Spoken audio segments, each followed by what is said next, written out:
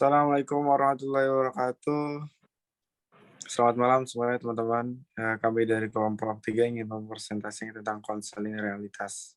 Baik, saya akan menjelaskan tentang pengertian konseling realitas.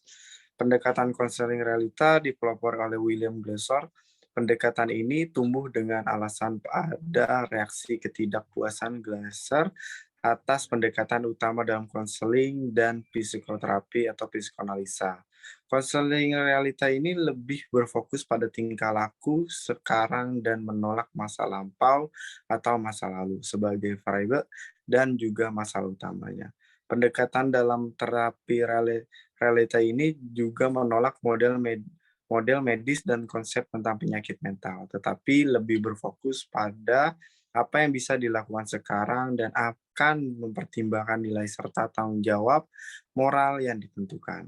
Terapi realita adalah suatu sistem yang difokuskan pada tingkah laku sekarang, cara-cara yang bisa membantu klien menghadapi kenyataan dan memenuhi kebutuhan-kebutuhan dasarnya tanpa merugikan dirinya sendiri ataupun orang lain.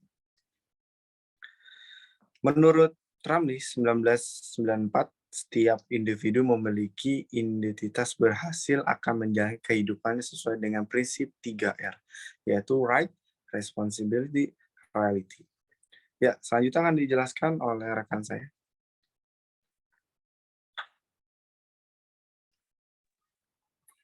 Baik, selanjutnya yaitu pandangan konseling realita terhadap manusia.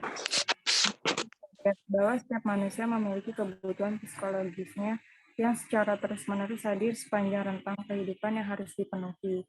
Ketika seseorang mengalami masalah, maka hal tersebut disebabkan oleh suatu faktor, yaitu terhambatnya seseorang dalam memenuhi kebutuhan psikologisnya. Keterhambatan tersebut pada dasarnya karena penyangkalan terhadap realita, yaitu kecenderungan seseorang untuk menghindari hal-hal yang menyenangkan. Manusia pada hakikatnya adalah makhluk yang memiliki kebutuhan dasar dalam kehidupannya masing-masing. Seseorang individu dalam kehidupan sehari-hari tidak dapat memenuhi kebutuhan dasarnya sendiri secara langsung. Secara individu juga akan berusaha melakukan sesuatu yang dapat membuat mereka merasa nyaman. Hal ini biasa disebut juga dengan kehidupan yang berkualitas atau quality work. Selanjutnya saya serahkan kepada rekan saya.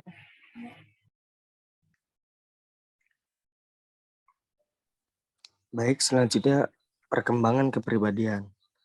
Seluruh tindakan manusia pada dasarnya merupakan suatu bentuk upaya pemenuhan kebutuhan dasar. Suatu tindakan terkadang diarahkan untuk memenuhi satu macam kebutuhan dasar.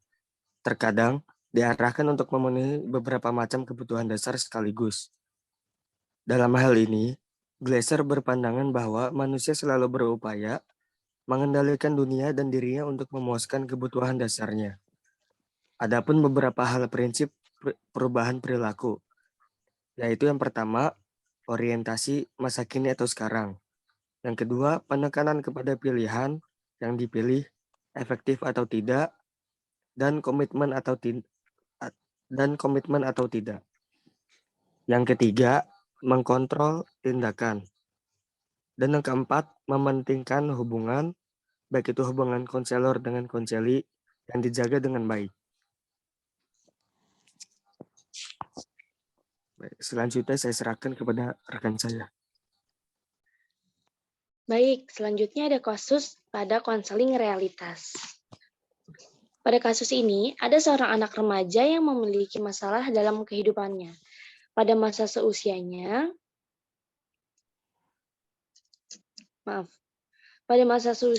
masa remaja merupakan masa transisi dalam perkembangan yang terjadi antara masa kanak-kanak dan masa dewasa. Dan pada umumnya dimulai pada usia 12-13 tahun hingga berakhir pada usia belasan tahun atau awal 20-an tahun. Pada masa transisi ini, remaja akan mengalami perubahan fisik maupun psikisnya. Selain itu, remaja juga mengalami perubahan pada lingkungan sosialnya. Anak tersebut memiliki sifat yang kurang disiplin, berhubung ia masih remaja dan terkadang pikirannya masih terlalu labil untuk menentukan mana yang baik dan mana yang benar. Ia memiliki jam tidur yang kurang baik karena setiap hari ia senang sekali bermain game online sampai lupa waktu. Bila sudah jamnya tidur, ia bahkan masih terbangun hingga pagi. Hal tersebut membuat dirinya selalu telat dalam melakukan hal termasuk pada saat sekolah. Sewaktu sekolah, ia sering sekali terlambat, bahkan jika sudah terlambat, ia tidak masuk sekolah. Menurut ia, terkadang malas saat berangkat sekolah. Pertama, karena ia terlalu larut dalam bermain game online yang membuatnya selalu terlambat bangun pagi untuk ke sekolah. Lalu ia juga merasa jenuh dengan pelajaran-pelajaran yang ada di sekolah. Menurutnya, main game lah hal yang asyik. Karena dengan bermain game, ia menjadi lebih senang suasana hatinya. Anak terus-terusan melakukan hal seperti itu, sering terlambat sekolah, dan bahkan membolos sekolah. Akibatnya, anak tersebut menjadi tidak naik kelas. Ia tertinggal pelajaran karena ia jarang masuk sekolah. Dengan hal tersebut, akhirnya guru BK mulai menanyakan masalah apa yang sedang ia alami hingga berdampak pada proses belajarnya. Selanjutnya akan saya berikan kepada rekan saya.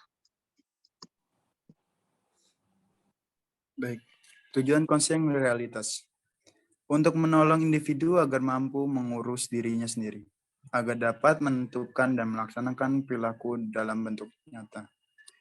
Kedua, untuk mendorong konseli agar lebih berani dalam bertanggung jawab serta segala risiko yang ada, sesuai dengan kemampuan dan keinginan dalam perkembangan dan pertumbuhannya. Ketiga, rencana-rencana nyata dan realistis dalam mencapai tujuan yang telah ditetapkan. Keempat, tingkah laku yang sukses dapat dengan cara membuat orang sukses yang dicapai dengan menanamkan nilai-nilai keinginan individu untuk mengubah dirinya. Teknik konseling realitas. 1. Metafora, yaitu suatu ungkapan konseling yang tidak selalu dapat diekspresikan dengan bahasa langsung. Kedua, konfrontasi, yaitu ketika seorang konselor tidak bisa menjalankan rencana yang telah dibuatnya. Maka seorang konselor tidak harus diperkenankan untuk memaafkan perilaku seorang konselor tersebut. Ketiga, paradoksial. Pada teknik ini terdapat dua jenis teknik paradoksial, yaitu reframe dan paradoksial prescription. Keempat, pengembangan keterampilan yaitu bagian penting dari konseling realita. Konselor akan dapat mengajarkan berbagai keterampilan yang bermanfaat bagi kehidupan konseli, seperti keterampilan asertif, berpikir rasional, teknik pemecahan masalah, dan mengembangkan kecanduan positif. Kelima, regeneration yaitu dalam rangka memenuhi kebutuhan konseli terkadang berpikir untuk melakukan sesuatu yang selaras dengan identitas gagalnya. Keenam, menggunakan kata kerja yaitu harus selaras dengan prinsip dari teori pilihan, maka konselor mendorong untuk selalu menggunakan kata kerja atas setiap apa yang dilakukan atau dirasakan. Baik, selanjutnya akan dilanjutkan oleh teman saya. Baik, terima kasih untuk teman-teman kelompok yang sudah menjelaskan tentang konseling realitas. Semoga bermanfaat, bisa dapat dipahami oleh teman-teman sekalian. Terima kasih. Wassalamualaikum warahmatullahi wabarakatuh. Selamat malam.